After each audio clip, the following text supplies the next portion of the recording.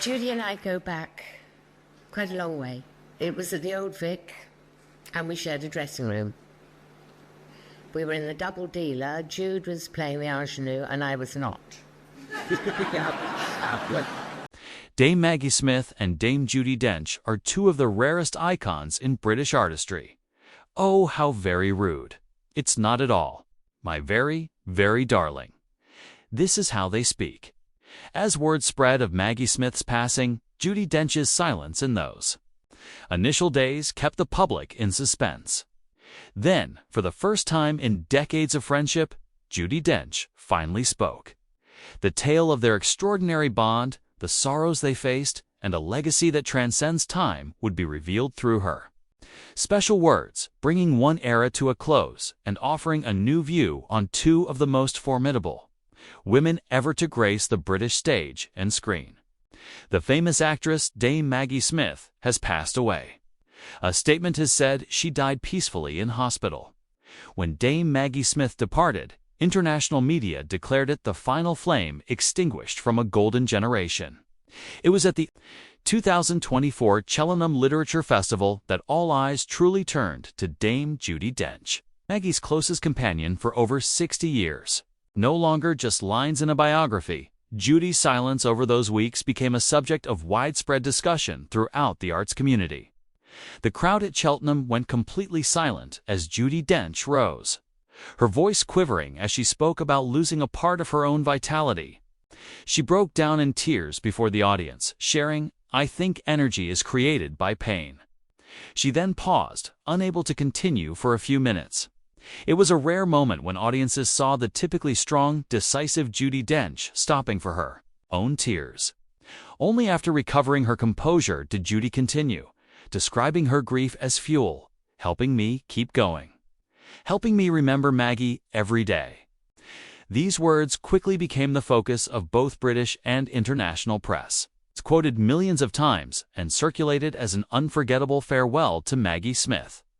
The friendship between Judi Dench and Maggie Smith started in 1957 at the Old Vic Theatre in London, where the two young actresses first met backstage and shared a cramped dressing room. Those early days not only built their careers, but also forged a unique bond that rose above the competition and pressure in the industry. Judi Dench once shared on the BBC, "Maggie is the closest, sharpest, and funniest friend I've ever had. She might be intimidating to outsiders, but we shared memories that no one else could ever replace." For decades, they appeared together, not only on red carpets, but also in a series of classic works. Each collaboration left a distinct mark. A Room with a View in 1985 demonstrated the chemistry between the two stars, earning Maggie Smith an Oscar nomination for Supporting Actress, while Judi Dench received critical acclaim. Tea with Mussolini further cemented the stature of these veteran actresses as the film garnered a BAFTA nomination and earned over $14 million internationally. Their pinnacle was Ladies in Lavender in 2004, where they portrayed elderly sisters, living by the sea with humor and depth.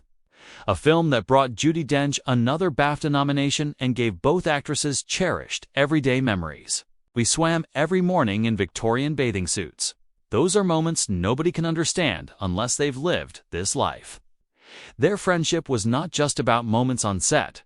In recent years, their appearance in the Best Exotic Marigold Hotel turned into a box office sensation with revenue reaching $137 million, proving the ageless appeal of both. By 2018, the documentary Tea with the Dames captured a rare conversation among Britain's stage queens, bringing audiences closer to backstage. Stories, playful rivalry, and deep mutual respect. At the center of it all was the unwavering trust Judi and Maggie had for each other, no matter how turbulent the acting world became. Their influence swept up not just colleagues, but also a younger generation of artists. Daniel Radcliffe once emphasized, "Maggie and Judi are wonderful friends, inspiring all of us." Emma Watson considered their friendship a symbol of mutual support in this industry, while Alan Rickman called them to queens, a friendship that endures through the decades. Author J.K. Rowling described their bond as a kind of magic within Harry Potter. From all these memories and tributes, audiences have gradually come to realize a deeper truth behind the lights, fame, and awards. Maggie Smith's journey is still filled with untold stories from her family roots and youth to the decision to pursue art, the very beginning of a tumultuous life. This is the story about to be continued, leading viewers back to the formative years of an icon, the roots of an icon. Maggie Smith was born on December 28, 1934, in Ilford, Essex, into an educated, middle-class family. Her father, Nathaniel Smith, was a laboratory technician at Oxford University, while her mother, Margaret Hutton, a Scotswoman, was passionate about telling folk stories. When Maggie was 4, her family moved to Oxford due to her father's work. Her childhood was not marked by major upheavals, but that relocation left her with a sense of initial unfamiliarity. As she once shared in an interview with the British press, although her parents encouraged her to pursue academics seriously, Maggie Smith was never interested in school. "I grew up in a middle-class family. My parents encouraged me to study, but I didn't like school." The greatest influence on Maggie Smith's artistic mindset came from her mother, who often told Scottish folktales and inspired a sense of imagination. From a young age, Maggie loved standing in front of the mirror, slipping into different roles, and inventing her own little plays. Her father's encouragement to pursue the arts opened the first doors for her, allowing Maggie to join local theater productions in Oxford. At 16, Maggie Smith decided to leave Oxford High School to study at the Oxford Playhouse School, a bold decision for a young woman in the post-war era. She once said, "I wasn't good at academics, but I loved acting from a young age." That clarity brought her to the professional artistic environment, where the vibrant energy of the stage became her greatest motivation and the place she discovered her own identity. Even in her earliest roles, Maggie Smith stood out. In 1952, at age 17, she appeared as Viola in Twelfth Night at Oxford to Playhouse, which the British press described as beginning a career with Shakespeare, an impressive starting point. That same year, she played the lead in Cinderella, leaving an impression with her humor and charm and becoming one of Oxford's most noticed young faces. In the years that followed, Maggie continued to appear in productions like Rookery Nook and The Government Inspectors, demonstrating a diverse range on the dramatic stage, refusing to be confined to local theater. Maggie Smith made a significant leap in 1956 by joining Broadway in New Faces of 56, an event international critics hailed as the beginning of her international career. In the 1960s, Maggie Smith became a pioneer in revitalizing the English stage, earning her first Evening Standard Award in 1962 for 2 consecutive performances in The Private Ear and The Public Eye. Around this time, she began to be recognized by the professional community as a leader in the post-war British stage revival thanks to her natural acting style and ability to move fluidly between comedy and tragedy. Soon after, Maggie received a series of major nominations and awards, including the Tony Award and Olivier Award, firmly establishing her position in European arts. A pivotal moment was her meeting with Judi Dench at the Old Vic Theatre, London, in 1957. Not only did they share a dressing room during the Double Dealer, but they also developed a relationship that was both a deep friendship and a healthy rivalry, continually motivating each other to grow. Judi Dench once remarked, "We met backstage at the Old Vic. Judi always got invited first," a playful joke filled with a rare professional respect between two artists. This bond of support and spirited competition became the foundation for a friendship that lasted more than 6 decades and gave both the strength to overcome the barriers and stereotypes faced by actresses of that era. The success of Maggie Smith's early years not only built her name, but also laid the groundwork for her to embrace greater challenges in her career and life. Ahead was a period of both triumph and personal turbulence, a time when Maggie Smith would constantly redefine herself, whether on stage, on screen, or in the most private corners of her life. The peak and private tragedy. After a fierce start to her career, Maggie Smith entered a period where art and personal life intertwined into a complex harmony. From the early 1960s, Maggie Smith's name stood out on both stage and screen, making her an irreplaceable figure. At the National Theatre, her portrayal of Desdemona in the 1965 production of Othello, directed by Laurence Olivier, cemented her status among the leading stars. Reviews from The New Yorker emphasized that Maggie Smith brought an exquisite fragility, while colleagues were struck by her ability to control emotion. Even in the face of real onstage challenges, such as the time Laurence Olivier actually slapped her during a performance, causing her to lose consciousness. Maggie herself once recounted this without reservation. "He knocked me out, but I have no patience for Olivier's diva antics." During the most stressful days at the National Theatre, Maggie Smith created a series of unforgettable roles. Her cinematic peak arrived with the prime of Miss Jean Brodie in 1969, which earned Maggie Smith both the Academy Award for Best Actress and the BAFTA, a performance Roger Ebert called an emblem of devotion and heroism. She then took on Hedda Gabler, further proving her mastery at portraying complex female characters, with Variety praising her as the perfect Hedda. Maggie Smith's private life was filled with many ups and downs, though she rarely spoke about them publicly. Her first marriage to actor Robert Stevens, 1967 to 1975, brought 2 children, Chris Larkin and Toby Stevens, both of whom would later become actors. That relationship quickly descended into a spiral of addiction, infidelity, and psychological instability on Robert Stevens' part. Stevens' suicide attempt in 1970 during the filming of The Private Life of Sherlock Holmes left Maggie Smith deeply scarred, ultimately leading to their divorce in 1975. After the divorce, Maggie Smith faced her greatest challenge, raising 2 children on her own amid the glare of fame and unresolved pain.